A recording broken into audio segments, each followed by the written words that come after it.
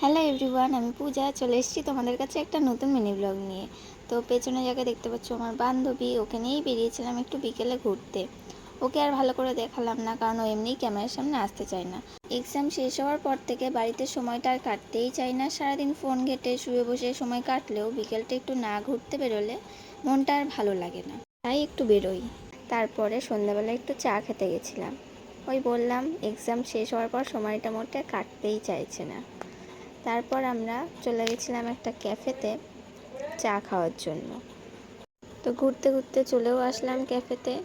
তারপরে আমি আর উনি ক্যাফের ভেতরে গেলাম। বাইরেও বসার জায়গা ছিল, কিন্তু আমরা ভেতরের রুমটায় গিয়ে বসলাম। গিয়ে একটু গল্প করলাম চা খেয়ে। আবার বেশি সময় কাটাইনি আজকে, তাড়াতাড়ি বাড়ি চলে এসেছিলাম। কারণ আমি মনে মনে সকালবেলা ভেবে রেখে দিয়েছিলাম যে আজকে সন্ধ্যেবেলা আলু কাবলি বানিয়ে খাবো। অনেক দিন ধরে ইচ্ছে করছিল। তাই যা কথা তাই কাজ, বাড়ি এসে ঝটপট আলু কাবলি বানিয়ে খাচ্ছিলাম। এই আলু কাবলি বানানোর ভিডিওটাও আমি অন্য একটা ব্লগে শেয়ার করব তোমাদের সাথে। তো আজকের ভিডিওটা এই অবধি। তোমাদের ভিডিওটা ভালো লাগলে অবশ্যই লাইক করে দিও আর সাবস্ক্রাইব করতে ভুলো না।